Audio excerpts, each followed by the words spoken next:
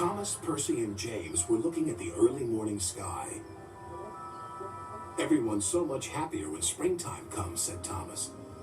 "Everyone except Sir Topham Hatt," grumbled James. "He seems to be working us harder than ever. I'm tired of these coastal runs." "He just wants everything to be ready for the holidays," replied Percy. "Anyway, salty air makes me all cheerful in my smoke box." "Pah!" snorted James. "It's the countryside that really gets me fired up. It's the only place to be."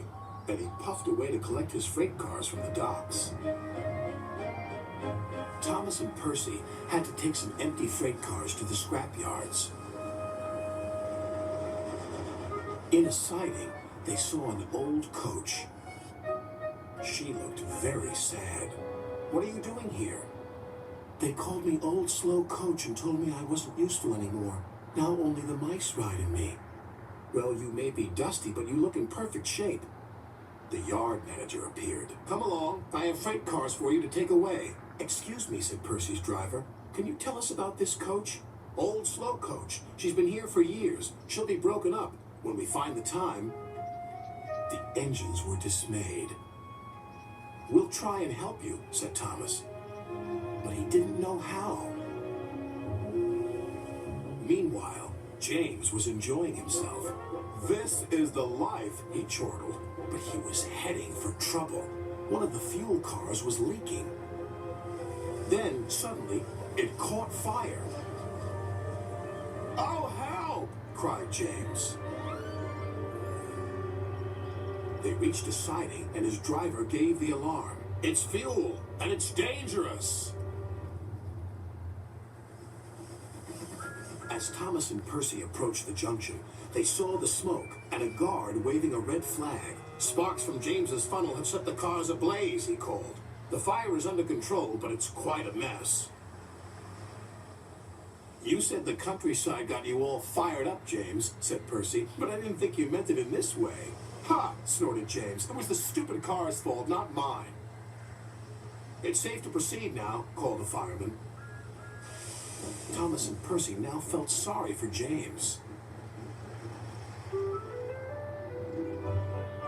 It wasn't long before they reached the station.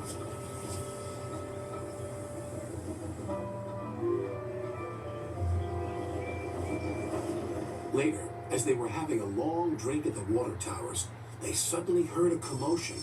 "What's the matter?" Thomas asked. "It's another fire at the workman's hut," replied Thomas's driver. "We better see what we can do."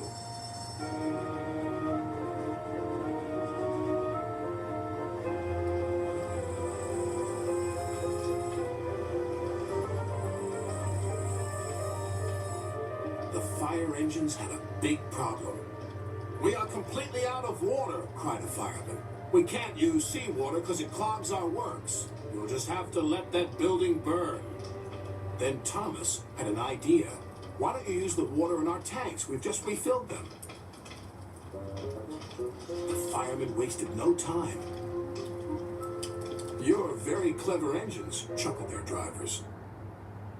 Soon the fire was out, but the hut where the workmen lived was destroyed. "The men can't sleep on the beach," said the foreman.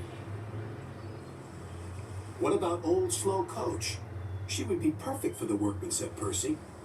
"Comfy, too," added Thomas. "What a good idea, Percy," said his driver. They phoned Sir Topham Hatt, who agreed. "She'll be spick and span by the time you collect her." And she was, and very happy, too. "I can't thank you enough. I feel splendid." The engines buffered up to her, and she set off happily for her new home. Everyone agreed there was nothing old or slow about Coach, and she will always be really useful indeed.